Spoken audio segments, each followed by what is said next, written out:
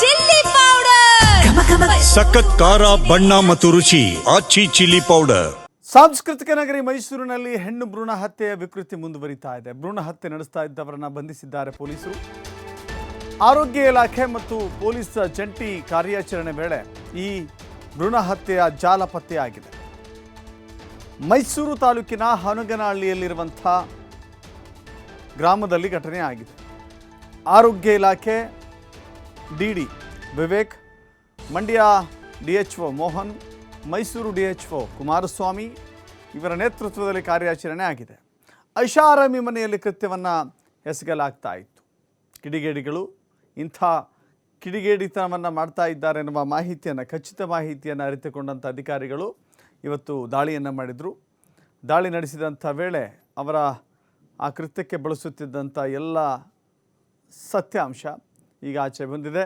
ಗ್ರಾಮೀಣ ಭಾಗದ ಮಹಿಳೆಯರನ್ನು ಟಾರ್ಗೆಟ್ ಮಾಡಿ ಕೃತ್ಯವನ್ನು ಎಸಗಲಾಗ್ತಾ ಇತ್ತು. ಲಕ್ಷ ಹಣವನ್ನು ಪಡೆದು ಸ್ಕ್ಯಾನಿಂಗ್ ಮಾಡ್ತಾಯಿದ್ರು.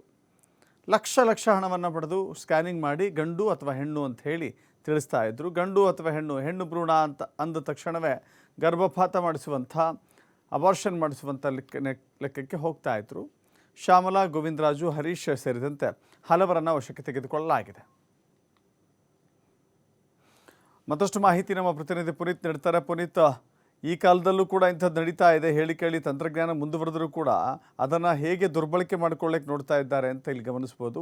ಈಗ ಈ ಮಾಹಿತಿ ಹೇಗೆ ಲಭ್ಯ, ಯಾಕಂದರೆ ಮಂಡ್ಯದಲ್ಲೂ ಕೂಡ ಇಂಥ ಘಟನೆ ಬಂದಿತ್ತು, ಮೈಸೂರಿನಲ್ಲೂ ಕೂಡ ಇಂಥದ್ದು ನಡೀತಾ ಇದೆ ಅಂದರೆ ಇನ್ನೂ ಅನೇಕ ಕಡೆಗಳಲ್ಲಿ ಇದು ನಿರ್ಮೂಲನೆ ಮಾಡಬೇಕಾಗಿದ್ದ ಸಂಪೂರ್ಣ ಅನ್ನೋದು ಗೊತ್ತಾಗುತ್ತೆ. ಇನ್ನೂ ಅನೇಕ ಕಡೆಗಳಲ್ಲಿ ನಡೆಯುತ್ತೆ ಅನ್ನೋ ಗುಮಾನಿ ಸ್ಪಷ್ಟವಾಗುತ್ತೆ ಇಲ್ಲಿ ಅಂತ. ಖಂಡಿತವಾಗಿ ದಶರಥ್, ಅದರಲ್ಲೂ ಕೂಡ ಮುಖ್ಯಮಂತ್ರಿಗಳ ತವರು ಜಿಲ್ಲೆಯಲ್ಲಿ ಈ ಥರದ ಒಂದು ಕೃತ್ಯ ನಡೀತಾ ಇರತಕ್ಕಂಥದ್ದು ಒಂದು ರೀತಿಯಲ್ಲಿ ದುರ್ದೈವ ಅಂತಲೂ ಕೂಡ ಹೇಳ್ಬೋದು. ಯಾಕೆಂತ ಹೇಳಿದರೆ ಇವತ್ತಿನ ಪರಿಸ್ಥಿತಿಗಳನ್ನು ನೋಡಿದಂತಹ ಸಂದರ್ಭದಲ್ಲಿ ಗಂಡೋ ಹೆಣ್ಣೋ ಯಾವುದೋ ಒಂದು ಮಗು ಆದರೆ ಸಾಕಪ್ಪ ಅಂತ ಪರಿತಪಿಸುವಂತಹ ಪೋಷಕರುಗಳನ್ನು ನಾವು ಕಾಣ್ತೀವಿ. ಆದರೆ ಅಂಥ ಸಂದರ್ಭಗಳಲ್ಲೂ ಕೂಡ ಇಲ್ಲಿ ಭ್ರೂಣ ಹತ್ಯೆಯನ್ನು ಮಾಡ್ತಾ ಇರತಕ್ಕಂಥ ಘಟನೆ ಬೆಳಕಿಗೆ ಬಂದಿರತಕ್ಕಂಥದ್ದು ಸಾಕಷ್ಟು ಆತಂಕವನ್ನು ಉಂಟು ಮಾಡುವಂತಹ ಒಂದು ವಾತಾವರಣ ಮೈಸೂರಿನಲ್ಲಿ ನಿರ್ಮಾಣವಾಗಿದೆ ಅಂತಲೂ ಕೂಡ ಹೇಳ್ಬೋದು. ಯಾಕೆಂತ ಹೇಳಿದರೆ ಈಗ ಏನು ಮೈಸೂರಿನ ಪೊಲೀಸ್ ಅಧಿಕಾರಿಗಳಿರಬಹುದು, ಜೊತೆಗೆ ಆರೋಗ್ಯ ಇಲಾಖೆ ಅಧಿಕಾರಿಗಳಿರಬಹುದು, ಇವರ ಒಂದು ಜಂಟಿ ಕಾರ್ಯಾಚರಣೆಯಲ್ಲಿ ಆಗಿರ್ತಕ್ಕಂಥ ಈ ಒಂದು ಕೃತ್ಯವನ್ನು ಏನು ಬೆಳಕಿಗೆ ತರುವಂತಹ ಒಂದು ಕೆಲಸವನ್ನು ಏನು ಮಾಡಿದ್ದಾರೆ, ಇದನ್ನು ನೋಡಿದಂತಹ ಸಂದರ್ಭದಲ್ಲಿ BSc ಮಾಡಿ ಒಂದು ನರ್ಸಿಂಗ್ ಹೋಮನ್ನು ತೆರೆಯುವಂತಹ ಒಂದು ದೊಡ್ಡ ಮಟ್ಟದ ಕೆಲಸಕ್ಕೆ ಈಕೆ ಮುಂದಾಗಿರ್ತಕ್ಕಂಥದ್ದು. ಈಗ ಏನು ಆರೋಪಿಗಳಾಗಿರುವಂತಹ ಶ್ಯಾಮಲ ಇರಬಹುದು, ಜೊತೆಗೆ ಆಕೆಯ ತಮ್ಮ ಗೋವಿಂದರಾಜನಿದ್ದಾರೆ, ಈ ಇಬ್ಬರೂ ಸೇರಿಕೊಂಡು ಈ ರೀತಿಯಾದಂತಹ ಒಂದು ಭ್ರೂಣ ಹತ್ಯೆಯನ್ನು ಮಾಡಲಾಗ್ತಾ ಇರತಕ್ಕಂಥದ್ದು. ಅದರಲ್ಲೂ ಕೂಡ ಇವರ ಟಾರ್ಗೆಟ್ ಇರತಕ್ಕಂಥದ್ದು ಗ್ರಾಮೀಣ ಭಾಗವೇ. ನಗರ ಭಾಗದಲ್ಲಿ ಈಗ ಸ್ವಲ್ಪ ಮಟ್ಟಿಗೆ ಜನ ಎಚ್ಚೆತ್ಕೊಂಡಿದ್ದಾರೆ, ಜೊತೆಗೆ ಹೆಚ್ಚಿನದ ಕಂಡು ಬರುತ್ತೆ, ಬೆಳಕಿಗೆ ಬಂದ್ಬಿಡುತ್ತೆ ಅನ್ನೋ ಒಂದು ಎಲ್ಲ ರೀತಿಯಾದಂತಹ ಒಂದು ಪ್ಲ್ಯಾನನ್ನು ಮಾಡ್ಕೊಂಡಿರ್ತಕ್ಕಂಥ ಈ ಒಂದು ಗ್ಯಾಂಗ್ ಗ್ರಾಮೀಣ ಭಾಗವನ್ನೇ ಈಗ ಮೊದಲಾಗಿ ಟಾರ್ಗೆಟ್ ಮಾಡಿರ್ತಕ್ಕಂಥದ್ದು.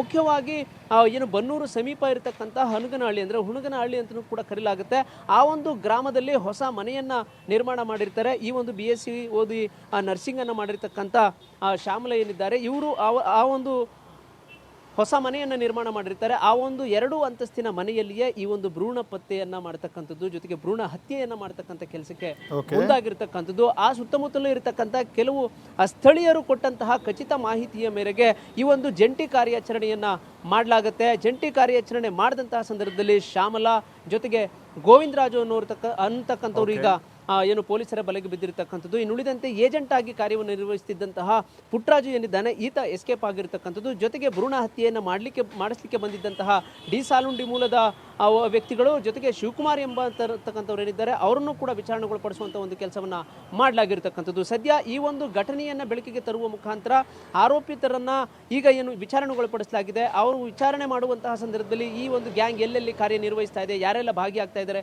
ಇದೆಲ್ಲವೂ ಕೂಡ ಬೆಳಕಿಗೆ ಬರಬೇಕಾಗಿದೆ. ಇದಕ್ಕೆ ಫುಲ್ ಸ್ಟಾಪ್ ಇಡತಕ್ಕಂಥ ಒಂದು ಕೆಲಸವನ್ನು ಪೊಲೀಸ್ ಇಲಾಖೆ ಕೂಡ ಮಾಡಬೇಕಾಗಿದೆ. Dasharath. Yes, thank you Puneeth.